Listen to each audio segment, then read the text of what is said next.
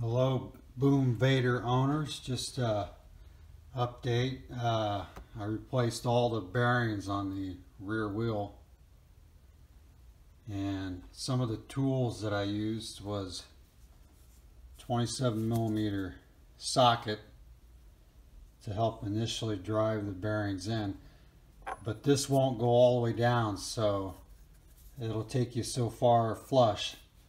And then I used a little bit smaller socket to tap around the edge, kind of move this around the edge, get the bearings to seat down. Removing the bearings,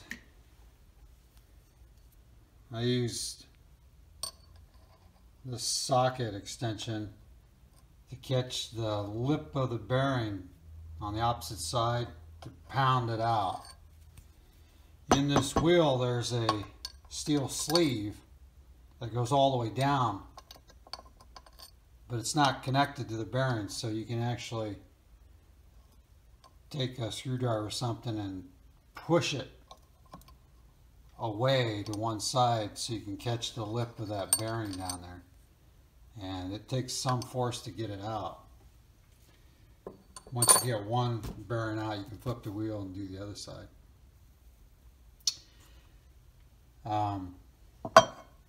I've also replaced the bearing on this drive here. I replaced the sprocket. If you go with this sprocket though, the OEM bolts are not going to fit in this channel, so I had to make up some washers. I put some Loctite on the bolts too. I wouldn't prefer using this with these bolts. Maybe a flat face sprocket would be better, but I got it to work. And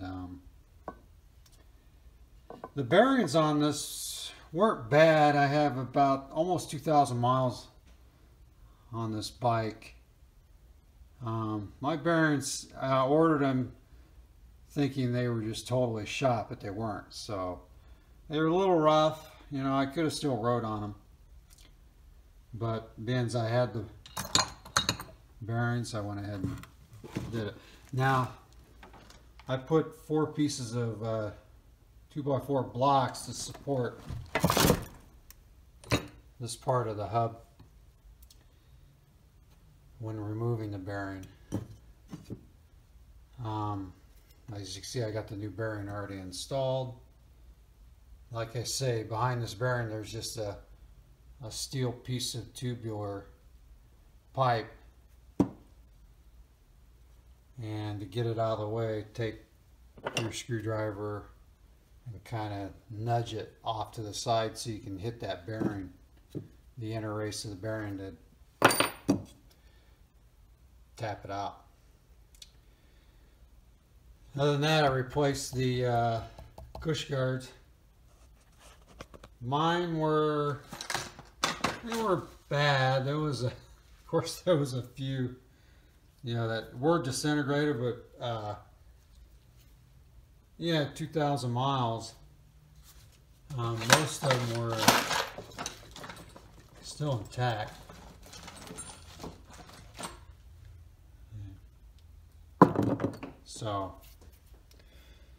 So I got a new chain, 428 110 link chain. I'm still using the same stock sprocket on the back, 428/34, and on the front I got the 17. So that's what I'm rolling with right now. All right, that's the update.